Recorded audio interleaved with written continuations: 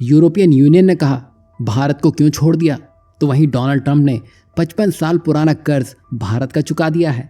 साथ ही जिस बांग्लादेश ने भारत के प्रतिबंधों का फायदा उठाकर अपनी टेक्सटाइल इंडस्ट्री को चमकाया था, आज उसके 170 से ज़्यादा फैक्ट्रियां बंद हो चुकी हैं। साथ ही जो वर्कर्स हैं वो सड़क पर आ चुके हैं।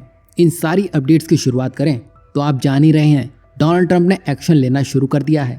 कनाडा, चीन, मैक्सिको के बाद अब सीधा निशाना यूरोप बन चुका है। दरअसल अभी यूरोपीय नेताओं ने साफ तौर पर चेतावनी दे दी है कि अगर अमेरिका और यूरोप के बीच ट्रेड वॉर हुआ तो ये दोनों तरफ की इकोनॉमी को हिलाकर रख देगा।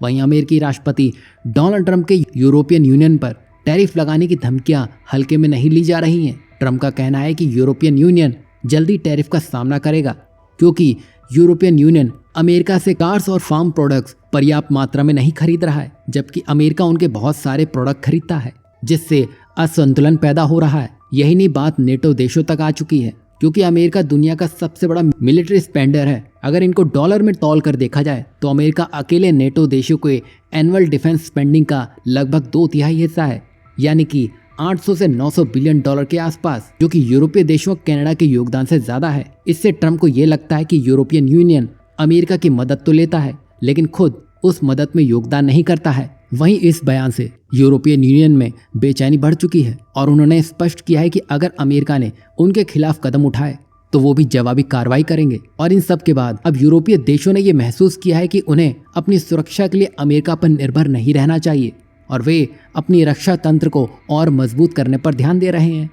अब यहाँ पर जिस तरह से डोनाल्ड ट्रंप ने कनाडा, चीन, मैक्सिको, यहाँ तक कि यूरोपियन यूनियन पर टैरिफ लगाने की बात कह दी है, ऐसे में अब ये बात सामने आ रही है कि आखिर भारत पर कोई एक्शन क्यों नहीं लिया गया है। और यहाँ पर डोनाल्ड ट्रंप कोई एक्शन ले उससे पहले भारत ने डोनाल्ड ट्रंप के एडमिनिस्ट्रेशन के साथ बातचीत करना शुरू कर दिया है, जिससे ये साफ हो चला है कि भारत पर इस तरह का टैरिफ नहीं लगाया जाएगा, क्योंकि भारत ने पहले कुछ टैरिफ को 150 से घटाकर सीधा आधा यानी कि 70% कर दिया है। आपको लगेगा भारत यहाँ डर चुका है, लेकिन यहाँ भारत ने चाणक्य नीति का इस्तेमाल किया है, क्योंकि भारत अमेरिका के केस में भारत अमेरिका को ज्यादा सामान बेचता है और कम खरीदता है। ऐसे में अगर भारत को फायदा उठाते रहना है तो थोड़ा ढील तो देना ही होगा और ट्रंप के टैरिफ के खेल में भारत को ही फायदा मिलेगा। ये सारी डेवलपमेंट देखकर आपको क्या लगता है, क्या भारत का टैरिफ कम करना सही फैसला था? वहीं नेक्स्ट अपडेट बांग्लादेश से जुड़ी है, जिसकी इतनी बुरी हालत हो जाएगी ये खुद शायद मोहम्मद यूनुस ने नहीं सोचा था।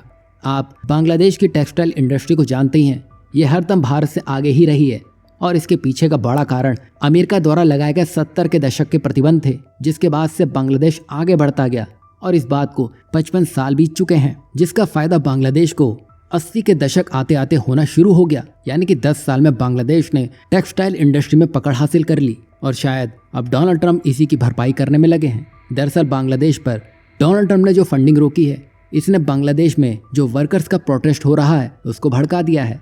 जहां पहले बांग्लादेश की सबसे बड़ी टेक्सटाइल का केंद्र यानी कि बेक्सिमको को बांग्लादेश सरकार ने बंद कर दिया है, जिसके बाद से 136 फैक्ट्रियों को पूरी तरह से बंद करना पड़ा और 32 कंपनियों को नीलामी में रख दिया गया, जिसका सीधा असर 40,000 से अधिक टेक्सटाइल के वर्करों पर पड़ा, जिनकी नौकरियां तो चली गईं, साथ ही साथ उनको अब तनख्वाह भी नहीं मिल रही है। बता दें कि शेख हसीना सरकार के गिरने के बाद से हालत बिगड़ती गई है, जहां 800 से 1000 छोटे टेक्सटाइल उद्योग भी बंद हो चुके हैं और ये जो मजदूर हैं इनको अब सैलरी मिलना पूरी तरह से बंद हो गया है, तभी अब ये सड़क पर उतर चुके हैं।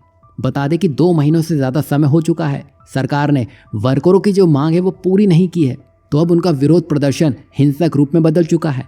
जहां अब जनवरी महीने में वर्कर इतने उग्र हो गए कि उन्होंने बांग्लादेश की फैक्ट्रियों को निशाना बनाना शुरू कर दिया और उनमें तोड़ फोड़ शुरू कर दी। ऊपर से अब डोनाल्ड ट्रंप और स्विट्जरलैंड की तरफ से जो बांग्लादेश को मिलने वाली एड थी उसको पूरी तरह से बंद कर दिया गया है, जिससे ये आग और बढ़ेगी।